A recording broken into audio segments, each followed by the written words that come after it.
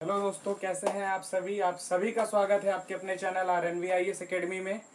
और आपने देखा पिछले जो हमने टॉपिक पे संविधान के मुद्दे पे बात किया, इसके पहले हमने लास्ट में आपके जो आसियान समिट हुई उस पर बात किया। आज हम बात करने वाले G20 के बारे में। जो हमारा G20 समिट हुआ है अभी हाल ही में, आपने देखा होगा 8 और 9 सितंबर को लगभग 19 देश, यूरोपीय संघ और अफ्रीका संघ, इस बार पहली बार अफ्रीकन संघ को भारत की अध्यक्षता में शामिल किया गया। और ये बहुत ही गौरवान्वित करने वाली बात है कि इतने बड़े देश, इतने बड़े भारत, जो कि अभी विकासशील अर्थव्यवस्था है और विकसित देशों के राष्ट्रों के साथ में एक अध्यक्षता कर रहा है। और इसमें 19 देशों का प्रतिनिधिमंडल, उसके बाद अफ्रीकन यूनियन और यूरोपीय यूनियन, बाकी वर्ल्ड बैंक के अध्यक्ष, WTO और सारे आपने देखे होंगे अभी वो IMF के जो जितने शीर्ष नेता थे वो सभी अभी दिल्ली में मौजूद थे, आपने देखा। तो उसी में ये G20 समिट हुई है अभी हाल में। ये कब हुई? 9 और 10 सितंबर को हुई। इसमें जो है इसकी स्थापना कब हुई थी, सबसे पहले जानना ही है। 1997 में इसकी स्थापना की गई थी, वर्ष 1997 में। और जब वर्ष 2008 में जब वैश्विक मंदी चल रही थी, उस समय इसको शिखर सम्मेलन का दर्जा मिला। याद रखिएगा, स्थापना 1997 में हुई थी और इसको G20 को 2008 में जो है शिखर सम्मेलन का दर्जा मिला। और इसी के बाद इसकी बनाने का रीजन ये था कि जो वैश्विक स्तर पे है उसमें आर्थिक, सामाजिक, सांस्कृतिक तौर पे एक विविधता इकट्ठा करना, एक बड़ी इकोनॉमी के तौर पे विश्व को रिप्रेजेंट करना विश्व में, तथा सारे देश मिलकर एक सहमति बन सके और आपसी जो विवाद होते हैं किसी भी, जैसे भी आप देखिए रशिया यूक्रेन का मुद्दा चल रहा है, तो ये सारी चीजों को खत्म करने के परिप्रेक्ष्य से इसको बनाया गया था। इसको अब सुनिए, 2008 में जब दर्जा मिला उसके बाद से लगातार इसकी हर वर्ष एक देश इसकी अध्यक्षता करता है। जो हमें अध्यक्षता मिली वो इंडोनेशिया से मिली है। वर्ष 2022 में जो अध्यक्षता किया था इंडोनेशिया में हुई थी, वहां से भारत को इसकी अध्यक्षता मिली। और इस वर्ष हमारे प्राइम मिनिस्टर नरेंद्र मोदी जी ने इसकी जो अध्यक्षता दी है ब्राजील के राष्ट्रपति जो ये है लूला दी सिल्वा इनका नाम है, इनको अध्यक्षता दी गई। आपने देखा होगा एक गैवेल प्राइम मिनिस्टर जी ने दिया, तो ये इनको दिया गया। इस बार जो है यूरोपीय यूनियन को शामिल किया गया। अभी तक इसमें 19 देश थे, यूरोपीय यूनियन था। इस बार अफ्रीकन यूनियन, जो अफ्रीकन यूनियन है उनको शामिल किया गया। इसके अध्यक्ष थे अजाली आशुमानी, इस बार इनको शामिल किया गया। और जो हमारा जो ये समिट हुई है, ये हुई है दिल्ली में। और इसका जो लोगो था इसका वसुधैव कुटुंबकम, कि पूरे देश को एक कुटुंब बनाना है, पूरे परिदेश को एक परिवार के तौर पे रिप्रेजेंट करना, वसुधैव कुटुंबकम।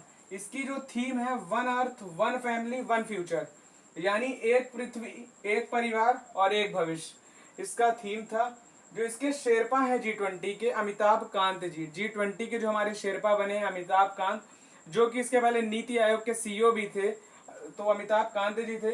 इसकी अध्यक्षता भारत ने किया और भारत के प्रधानमंत्री नरेंद्र मोदी के द्वारा इसकी अध्यक्षता की गई।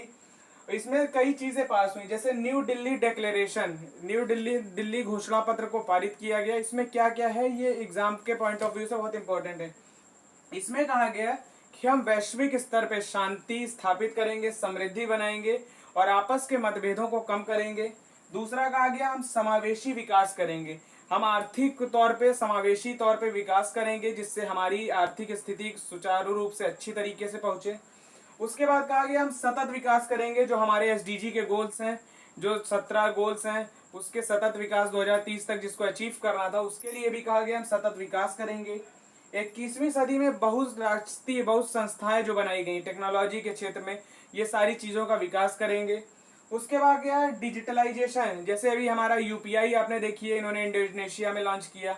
आपने देखा होगा अभी जो हमारा समिट हुआ उसमें भी सारे पेमेंट्स बैंक को ले आया गया ताकि उसकी वैश्विक स्तर पे लोगों तक पहुंच सके। जो हमारे अध्यक्ष, राष्ट्रीय अध्यक्ष, उनको एक एक फोन दिया गया था ताकि वो UPI के इस्तेमाल उससे कर सकें और UPI का विश्व में प्रचार हो सके। इसी के साथ महिला सशक्तिकरण, आपने देखा होगा G20 में निर्मला सीतारमण प्रधानमंत्री जी के ठीक पीछे बैठी हुई थी और महिलाओं के प्रति जिस तरीके का भारत सरकार ने प्रयास किया, और आप हमारे वर्तमान में देखिए हमारे यहाँ जो वित्त मंत्री हैं महिलाएं हैं। धीरे धीरे जितने आप देखिए, इसके पहले लोकसभा अध्यक्ष भी रह चुकी है मीरा कुमार, या लगातार जो जो जिस तरीके से बढ़ाया जा रहा है उसी को लेके ये इसमें भी प्रयास किया गया। लैंगिक समानता जो हमारा संविधान बात करता है उसी की बात इसमें भी कही गई कि लैंगिक समानता हो, महिला पुरुष के लिए समान कार्य का समान वेतन, उनके लिए समान व्यवस्थाएं की जाए। साथ ही आतंकवाद मनी लॉन्ड्रिंग पे भी बात की गई कि आतंकवाद मनी लॉन्ड्रिंग के खिलाफ कड़ी कार्रवाई की जाए और इसको तत्काल प्रभाव से रोकने का प्रयास किया जाए। उसके बाद कहा गया धार्मिक घृणा, अपने धर्म के साथ साथ यदि हम दूसरे धर्म के प्रति अपनी आस्था सहिष्णुता नहीं बनाए रखते तो हमारे खिलाफ कार्रवाई या अन्य कोई खिलाफ कार्रवाई की जा सके, इसको रोकने के प्रयास के लिए एक कठोर कदम उठाए जाए। छोटे हथियारों की जो तस्करी हो रही थी उसकी निंदा की गई, जो छोटे छोटे हथियार देश से इधर से उधर ट्रांसफर किए जाते हैं, एक आतंकवाद का माहौल पैदा किया रहता है, उसको रोकने का प्रयास किया जाए। ये थे आपके न्यू दिल्ली घोषणा पत्र जिसको पूरी 100% सहमति के साथ अभी G20 के समिट में पारित किया गया है। और इसके बाद एक और चीज हुआ है जो ग्लोबल बायोफ्यूल अलायंस बनाया गया है, जैव ईंधन के विकास को बढ़ावा देने के लिए। किस लिए बनाया गया है? जैव ईंधन जो होता है उसके विकास को बढ़ावा देने के लिए, ताकि हम जैव ईंधन के क्षेत्र में आगे बढ़ सकें। जो हमारी जो निर्भरताएं हैं पेट्रोल पे या कोयला पे जो गैर पारंपरिक है, उनकी जो जो नवीकरणीय नहीं है, अनवीकरणीय, तो उनके लिए जो हमारा उनसे निर्भरता हमारी कम हो और जैव ईंधन पे हमारी उपयोगिता को बढ़ाने के लिए इस अलायंस को बनाया गया है। इसमें क्या कहा गया? जैव ईंधन के उपयोग की बात कही गई है। उसके बाद व्यापक साझेदारी, जो इन देश है इनमें व्यापक साझेदारी और इसको बढ़ावा दिया जाए। साथ ही जैव ईंधन के विकास में तेजी लाना, जब वैश्विक स्तर पे इसकी चीज होगी, चर्चाएं होंगी, इसके लिए व्यवस्थाएं बनाई जाएंगी, ग्रुप बनाए जाएंगे, तो अपने आप इसका विकास होगा। तो इस चीज को लाया गया। और इसमें जो इस बार G20 हुआ था, इसमें आपने देखा होगा एक नटराज की मूर्ति लगी थी, जो ये हुआ था गणेश मंडप, वो जो यहाँ पे हुआ था ये मंडपम में, जो अभी भारत मंडपम जिसको कहते हैं, वो प्रगति मैदान, उसको भारत मंडपम, जहाँ पे इसकी पूरा कार्यक्रम ये G20 समिट आपकी हुई है भारत मंडपम में, तो वहां पे एक नटराज की मूर्ति लगाई गई थी। ये जो नटराज की मूर्ति है ये शिव भगवान की है। शिव भगवान के नित्य करती मुद्राएं हैं इसमें, जिसमें अग्नि के चारों ओर उनके नित्य को प्रदर्शन किया गया है। और ये जहां से बनाई गई लाई गई है, ये जयपुर में, जो लगभग उनकी 34 पीढ़ियां इस मूर्ति को बनाती थी। तो ये उस समय से मूर्ति बना रहे हैं और उसके ही ये चोल काल से प्रचलित है और वहां की मूर्तियों को लाया गया है यहाँ पे। इसमें जनजातीय कलाओं को दिखाया गया है, हमारे देश के कई जगहों के सारे चित्र दिखाए गए हैं। जैसे आपने देखा हो कोणार्क का सूर्य मंदिर दिखाया गया, नटराज की मूर्ति दिखाई गई, जो हमारे सांस्कृतिक कल्चर है उनको बढ़ावा दिया गया है इसमें। और ये जो इस बार स्थापना, ये जो यूपी में समिट हुई है, इसकी 4 जगह हुई है।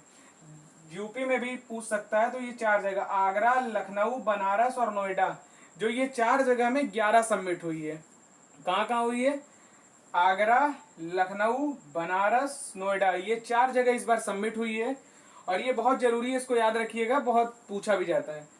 तो ये रही आपकी G20 की समिट के बारे में ये पूरी चर्चाएं रहीं। और ये आशा करता हूँ कि आपको समझ में आया होगा। यदि समझ में आया तो चैनल को लाइक करिए, सब्सक्राइब करिए, शेयर करिए और इस चैनल को अपना प्यार दीजिए।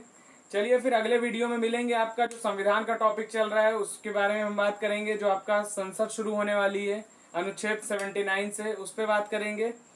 चलिए फिर तब तक के लिए शुक्रिया, आभार, धन्यवाद, जय हिंद, जय भारत, थैंक यू।